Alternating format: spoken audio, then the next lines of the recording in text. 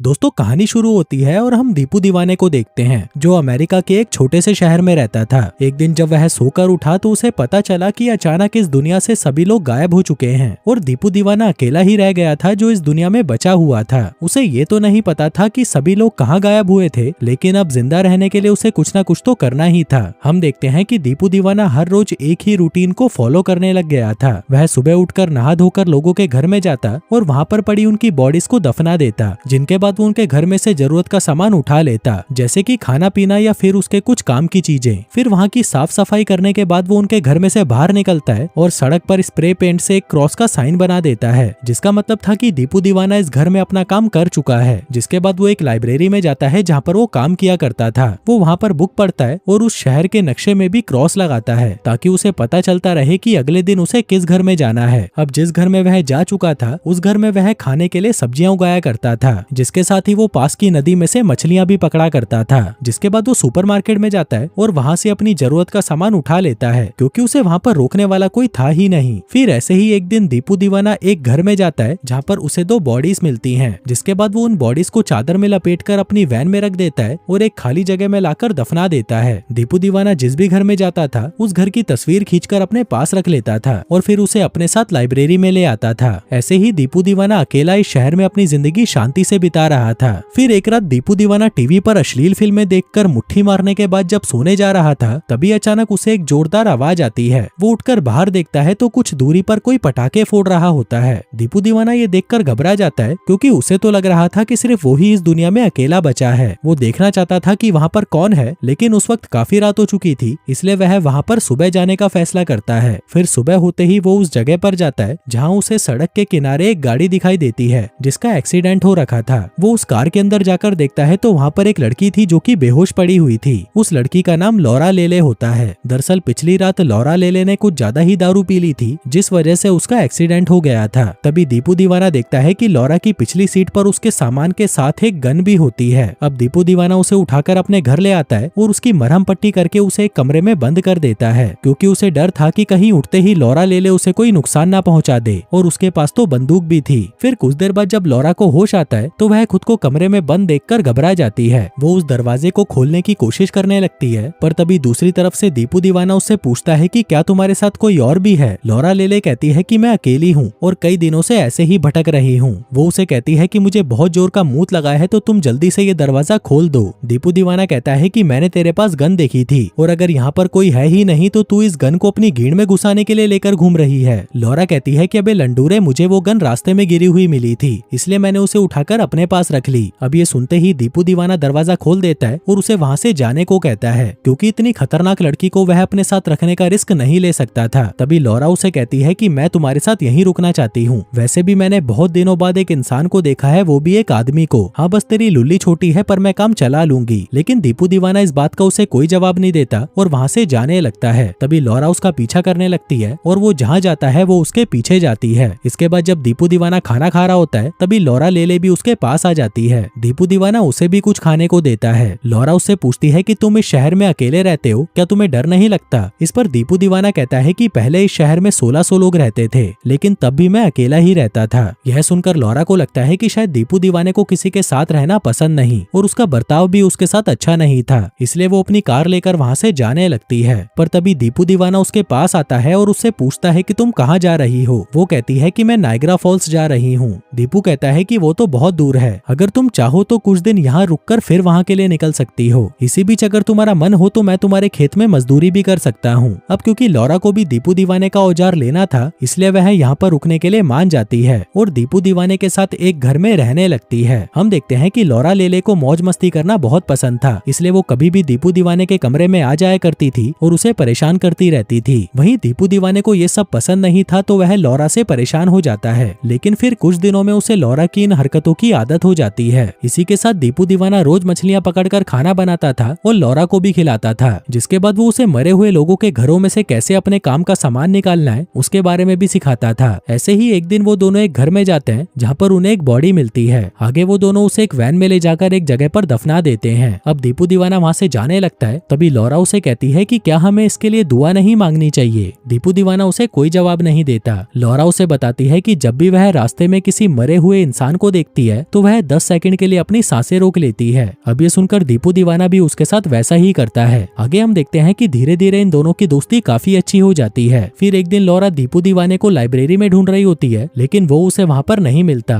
वो तुरंत उस लाइब्रेरी के बेसमेंट में जाती है जहाँ पर दीपू दीवाने का ऑफिस होता है। वहाँ पर उसे कई तरह की फाइल्स मिलती हैं जिसमें लोगों के नाम और उनकी फोटोज थीं, जिनके घरों में से दीपू दीवाने ने अपना काम निकाल लिया था। लेकिन लॉरा लेले इस बात से हैरान थी कि दीपू दीवाना ऐसा क्यों कर रहा है, मतलब वह लोगों के घरों की फोटोज अपने पास क्यों रख रहा है। अब उसे वहाँ पर भी दीपू दीवाना कहीं नहीं मिलता, तो वह साइकिल लेकर बाहर घूमने चली जाती है। इसी दौरान उसे घर में से कुत्ते के भौंकने की आवाज सुनाई देती है। वह घर के अंदर जाकर देखती है तो वहाँ पर एक कुत्ता अकेला होता है और उसके मालिक मर चुके होते हैं। लॉरा को उस कुत्ते पर तरस आ जाता है और वह उसे अपने साथ लाइब्रेरी में ले आती है। वहीं दीपू दीवाना भी होता है, पर उसे कुत्तों से एलर्जी थी, लेकिन फिर भी वह लॉरा को वो कुत्ता रखने देता है। वहीं लॉरा लेले उस कुत्ते को पाकर बहुत खुश होती है और उसका बहुत अच्छे से ख्याल भी रखती है। अब ऐसे ही कुछ दिन और बीतते हैं और अब दीपू दीवाना और लॉरा लेले साथ में मछलियां पकड़ने जाने लगते हैं। फिर एक दिन लॉरा देखती है कि उसके कुत्ते ने लाइब्रेरी की एक किताब को फाड़ दिया है। तभी दीपू दीवाना भी वहाँ पर आ जाता है और ये सब देखकर गुस्सा हो जाता है। लॉरा उससे माफी मांगती है और उस कुत्ते को उसे सौंप देती है, पर तभी वो कुत्ता दीपू दीवाने को काट लेता है। इसके बाद लॉरा लेले उसके हाथों पर दवा लगाती है, जिसके बाद वो दोनों सोने चले जाते हैं। फिर अगली सुबह लॉरा देखती है कि वो कुत्ता घर से गायब है। वो जल्दी से इस बारे में दीपू दीवाने को बताती है, जिसके बाद वो दोनों साथ में उस कुत्ते को ढूंढने निकल जाते हैं। दीपू दीवाना कहता है कि मैंने कुत्ते की रस्सी खोल दी थी ताकि वो मूतने जा सके, लेकिन ये सुनते ही लॉरा लेले उस पर गुस्सा करने लगती है। वो कहती है कि मैं पहले से ही अपनी जिंदगी में दुखी और अकेली थी, लेकिन जब से वो कुत्ता आया था तब से मैं खुश रहने लगी, लेकिन तुमने मुझसे वो खुशी भी छीन ली। दीपू दीवाना कहता है कि चिंता मत करो, वो कुत्ता मिल जाएगा। अब ये दोनों बहुत देर तक उस कुत्ते को ढूंढते हैं, पर वो उन्हें कहीं नहीं मिलता। लॉरा को लगता है कि दीपू दीवाने ने उस कुत्ते को जानबूझकर छोड़ा था ताकि वो उससे छुटकारा पा सके। जिसके बाद वह घर आकर बहुत ज्यादा दारू पीने लगती है। फिर वो लाइब्रेरी की बेसमेंट में से उन फोटो को लाकर उन्हें दीपू दीवाने को दिखाती है और उससे पूछती है कि तुम ये फोटो क्यों अपने साथ लेकर आते हो, क्योंकि तुम्हारे अंदर तो कोई फीलिंग्स ही नहीं है। तुम लोगों की बॉडीज को ऐसे दफनाते हो जैसे वो कोई चीज हो। तभी दीपू दीवाना उसे अपनी कहानी सुनाने लगता है। वो उसे बताता है कि पहले मैं ऐसा नहीं था और मेरा भी एक परिवार हुआ करता था, लेकिन उनके जाने के बाद मैं ऐसा हो गया। फिर अगले दिन दीपू दीवाना लॉरा को ग्रीन हाउस दिखाता है जहाँ पर वो सब्जियां उगाया करता था। अब यहाँ आकर लॉरा को बहुत अच्छा फील होता है, जिसके बाद दीपू दीवाना उसे अपने साथ घरों की साफ सफाई जारी रखने को कहता है, जिसके लिए लॉरा भी मान जाती है। इसके बाद वो दोनों बहुत सारे घरों को साफ कर देते हैं। वहीं लॉरा लेले दीपू दीवाने की खाना बनाने में भी मदद किया करती थी। फिर ऐसे ही घरों को ढूंढते ढूंढते एक दिन लॉरा को एक ऐसा घर दिखाई देता है जिसमें वो लोग अभी तक नहीं गए थे। तभी वो एक वॉकी टॉकी की मदद से दीपू दीवाने को भी वहाँ पर बुलाती है। आगे उसे इस घर में एक औरत की बॉडी मिलती है।